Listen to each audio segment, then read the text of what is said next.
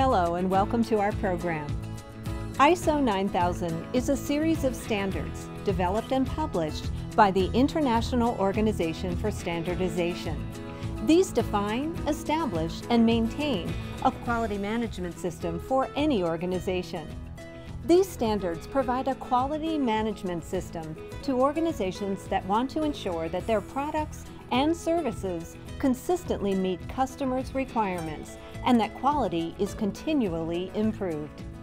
The ISO 9001 standard provides requirements that organizations wishing to implement a process-based approach to quality management systems must fulfill.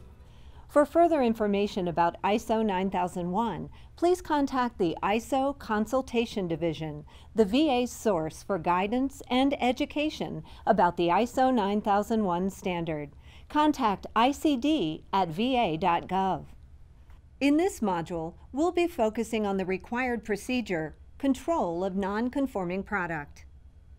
First, what do we mean by non-conforming product?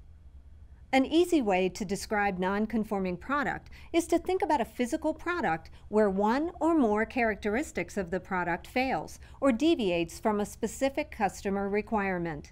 It's important to note at the outset that these are physical products, not services. And remember, it's not about preventing non-conforming product from occurring. Medications and chemicals will always expire. An organization cannot prevent these incidences from happening.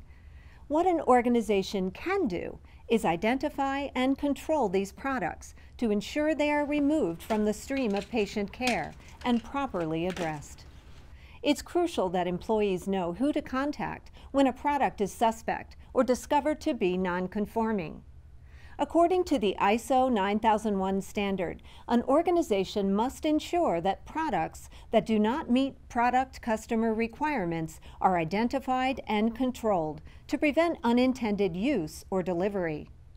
An organization's documented procedure for control of non-conforming product must include a procedure to define controls and related responsibilities and authorities for dealing with non-conforming products.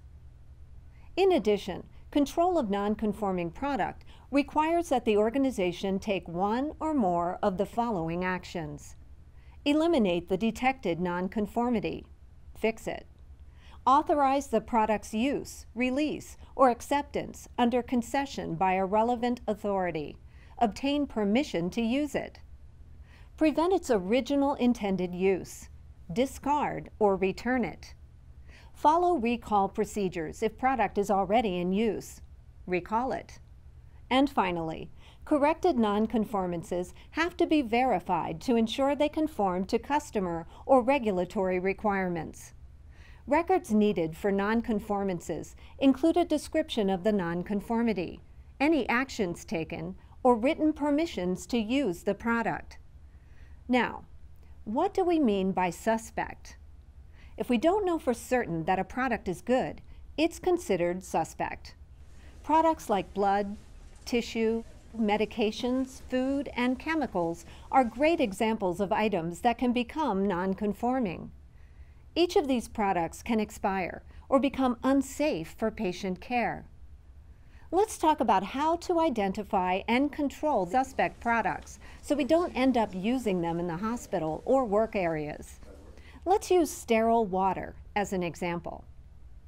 These bottles, once opened, are good for only 24 hours. When a nurse opens a bottle of sterile water, she or he must note the date that the bottle was opened. This allows the nursing staff to easily identify a bottle of sterile water that has been open for longer than 24 hours and not okay to use. Let's say a nurse is getting ready to clean a patient's tracheotomy with sterile water.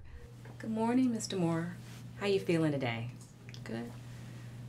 Okay. Well, I'm going to clean out your trach this morning and make sure I get all the secretions, okay?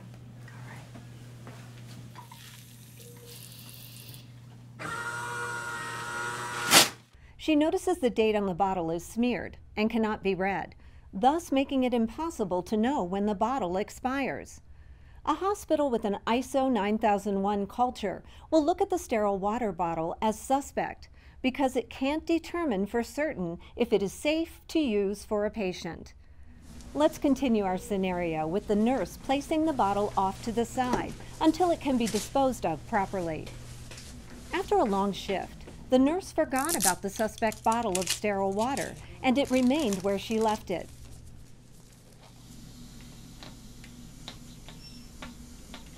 After she went off duty, a second nurse caring for the patient notices the bottle of sterile water placed off to the side and inspects it. The second nurse sees that the date is unreadable and thus suspect for use. A hospital with a process in place to control non-conforming or suspected non-conforming product would have that product clearly marked as non-conforming and/or disposed of so that it is taken out of the stream of patient care. Employees must be well versed in identifying and controlling non-conforming products. It's everyone's responsibility. Now, here's an interesting twist. There will be times when a non-conforming product will actually be used, once the proper authority signs off on its use. Here's an example. In sterile processing, we have sterile cases packed with a specific set of instruments for an operating room procedure. At times, some of the surgical instruments will be missing from the case, making this a non-conforming product. After alerting the operating room staff about the missing instruments, the operating room staff can determine whether or not to use the instrument set, despite the missing items. In summary, if an organization does not have a defined process to control non-conforming product, and non-conforming products are not properly identified or controlled, the product will stay in the stream of patient care. By setting up a non-conforming product procedure in an organization, we have the potential to greatly increase patient safety and internal customer satisfaction as well. The ICD has a bevy of tools that can help enhance your organization's quality management system and control of non-conforming products. Contact us for resources and learning tools for control of non-conforming product available on our website and the ICD iPortal.